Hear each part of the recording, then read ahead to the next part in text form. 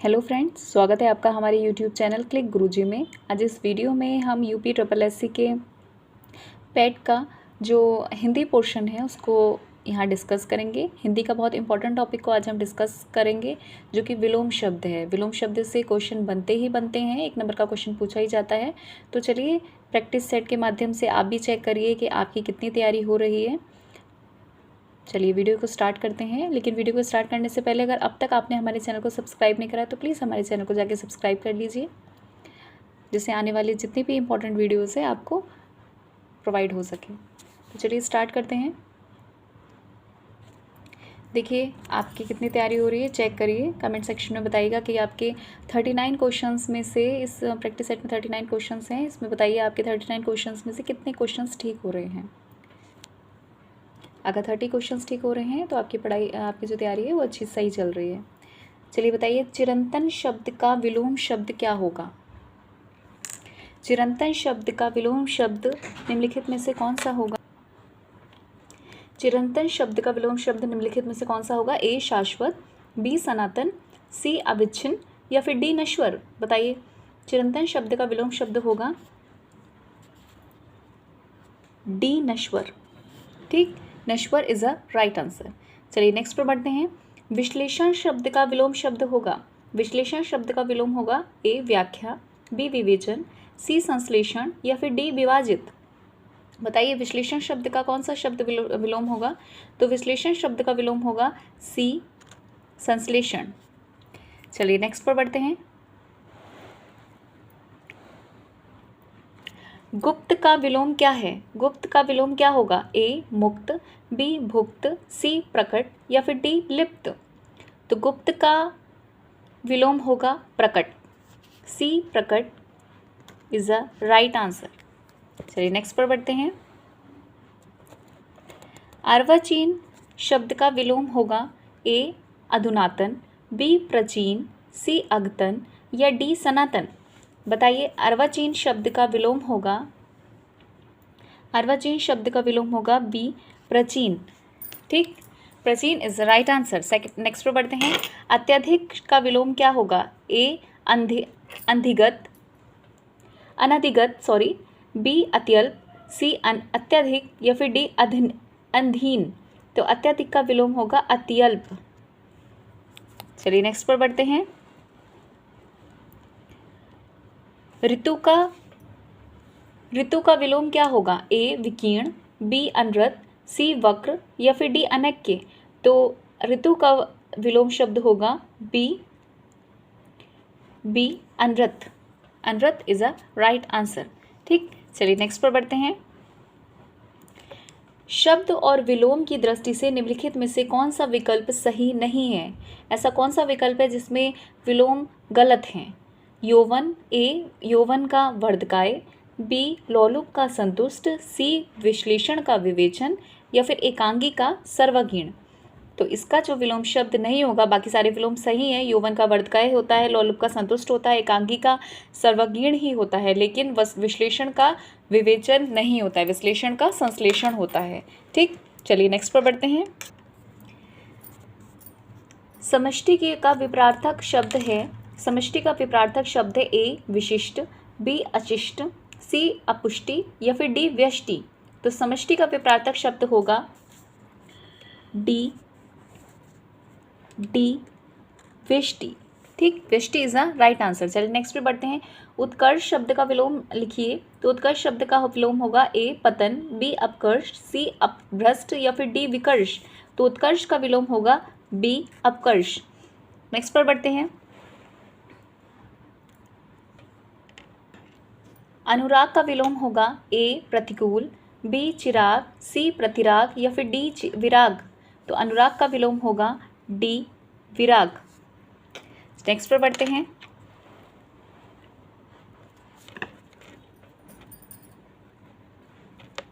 समष्टि का विलोम शब्द होगा ए यष्टि, बी दृष्टि, सी व्यष्टि या डी सृष्टि। तो समष्टि का विलोम होगा सी व्यष्टि। यह भी ऊपर भी था एक क्वेश्चन। नेक्स्ट पर बढ़ते हैं। अवर शब्द का विलोम होगा ए दूसरा, बी ऊपर अपर, सी प्रवर या डी अधम। तो अवर शब्द का विलोम होगा सी प्रवर। चलिए नेक्स्ट पर बढ़ते हैं। क्षणिक शब्द का विपरार्थक होगा ए शाश्वत, बी नश्वर, सी सनातन या डी अमर। तो क्षणिक शब्द का विपरार्थक होगा ए शाश्वत। नेक्स्ट पर बढ़ते हैं। अधोलिखित।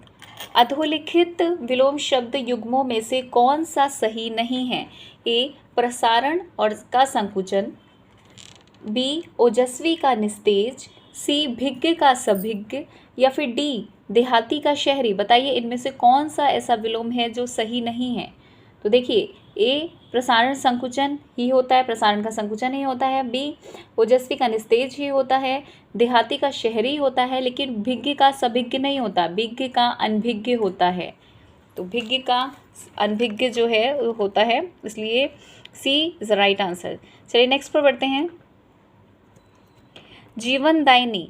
जीवनदायिनी का विलोम है ए प्राणघातिनी, बी अजीवनदायिनी, सी प्राणात्मक वाहिनी या फिर डी जीवनदायिनी जीव प्रदायिनी। तो जीवनदायिनी का विलोम होगा प्राणघातिनी। जीवनदायिनी का मतलब होगा प्राणघातिनी। ठीक, जीवनदायिनी का अर्थ होता है जीवन देने वाली और प्राणघातिनी का मतलब होता है प्राण लेने वाली। ठीक है, तो प्राणघातिनी is the right answer. Next पर बढ़ते हैं। अमूर्त का विलोम शब्द क्या होगा? ये तो बहुत ईजी है। ए मूर्त, बी साकार, सी प्रत्यक्ष या फिर डी मूर्तिवान। तो अमूर्त का विलोम होगा ए मूर्त। मूर्त इज द राइट आंसर। चलिए नेक्स्ट पर बढ़ते हैं। विद्वान शब्द का विलोम होगा ए मंदबुद्धि, बी विद्वता, सी विदुषी या फिर डी मूर्ख। तो विद्वान शब्द का विलोम होगा डी मूर्ख। मूर्ख is the right answer. Next पर बढ़ते हैं। सभ्य का विलोम होगा ए बेसभ्य, बी असभ्य, सी अनसभ्य या फिर डी उजडड। तो सभ्य का विलोम शब्द होगा बी असभ्य। बी असभ्य इज द राइट आंसर। चलिए नेक्स्ट पर बढ़ते हैं। कुशल के विपरार्थक शब्द के लिए कौन सा निशान लगाना है? ए कमज़ोर, बी अनाड़ी, सी मूर्ख या डी अशिक्षित। तो कुशल का विपरार्थक शब्द होगा बी अनाड़ी। चलिए नेक्स्ट पर बढ़ते हैं।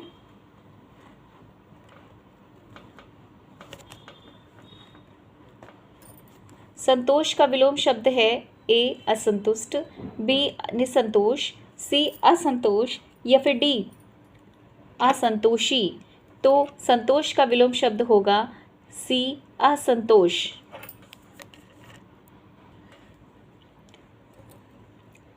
चलिए नेक्स्ट पर बढ़ते हैं। किस युग्म में विलोम शब्द नहीं है? ए प्रवृत्ति का निवृत्ति, बी बहिरंग का अंतरंग, सी का प्रत्यक्ष का परवर्ती या फिर डी पदोन्नत का पद अवनत। बताइए इसमें कौन सा ऐसा युग्म है जिसमें विलोम शब्द नहीं है?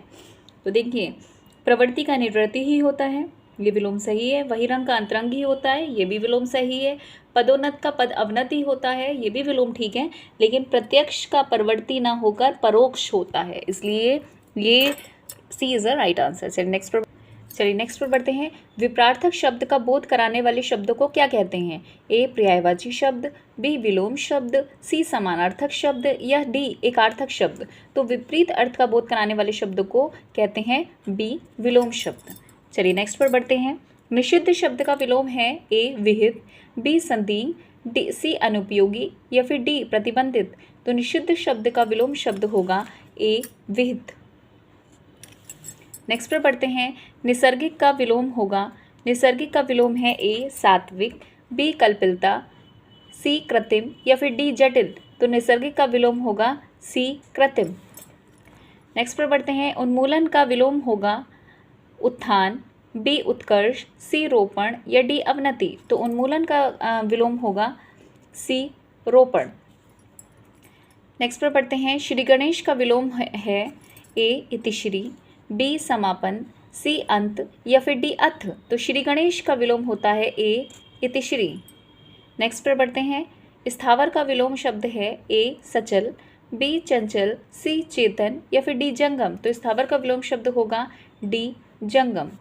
चलिए नेक्स्ट पर बढ़ते हैं। आहूत का विलोम शब्द है ए हूत, बी अनहूत, सी अफूत या फिर डी अनाहूत। तो आहूत का विलोम शब्द होगा डी अनाहूत इज द राइट आंसर। चलिए नेक्स्ट पर बढ़ते हैं। अत का विलोम शब्द है ए अथक, बी पृथक, सी इति या फिर डी अति। तो अथ का विलोम शब्द होगा सी इति। नेक्स्ट पर पढ़ते हैं। वादी का विलोम शब्द होगा ए अवादी, बी विवादी, सी प्रतिवादी या फिर डी अनावादी। तो वादी का विलोम शब्द होगा सी प्रतिवादी। नेक्स्ट पर पढ़ते हैं। ग्रस्त का विलोम शब्द है ए सुप्त, बी ग्रहम, सी मुक्त या फिर डी लुप्त। तो ग्रस्त का विलोम होगा सी मुक्त। नेक्स्ट पर बढ़ते हैं। अप्रश्य का विलोम शब्द है ए स्पृश्य, बी अस्पृश्य, सी अस्पृश्य या फिर डी अस्पृश्य। तो स्पृश्य का विलोम शब्द होगा अस्पृश्य। नेक्स्ट पर बढ़ते हैं। सृष्टि का विलोम शब्द है ए विसृष्टि, बी प्रलय, सी व्यष्टि या फिर डी समष्टि। तो सृष्टि का विलोम शब्द होगा बी प्रलय। चलिए नेक्स्ट पर बढ़ते हैं। बहिरंग का विलोम शब्द होगा ए सर्वंग, बी अंतरंग, सी चतुरंग या फिर डी अभ्यंग। तो बहिंग का विलोम शब्द होगा बी अंतरंग। चलिए नेक्स्ट पर बढ़ते हैं। इप्सित का विलोम शब्द है ए अभिप्सित, बी अनिप्सित, सी परोप्सित या फिर डी सुनिप्सित। बताइए इप्सित का विलोम शब्द क्या होगा? इप्सित का विलोम शब्द होगा बी अनिप्सित।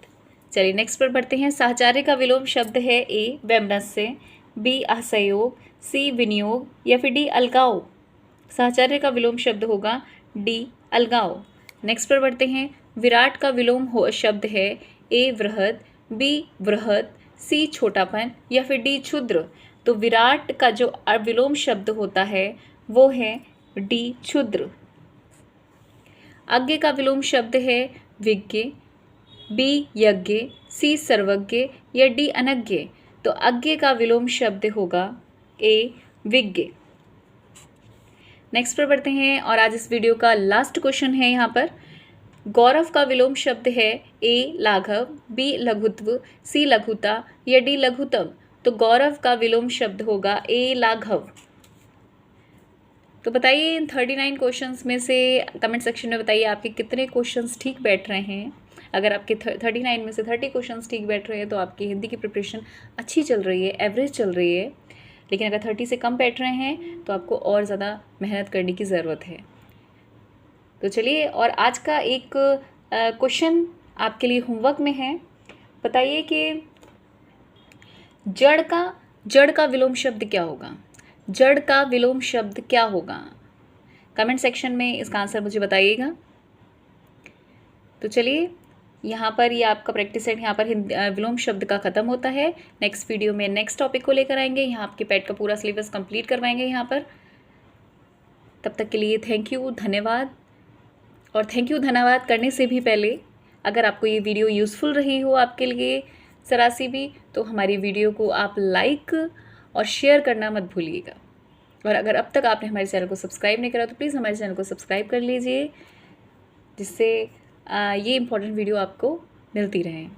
चलिए तब तक के लिए थैंक यू, धन्यवाद, जय हिंद।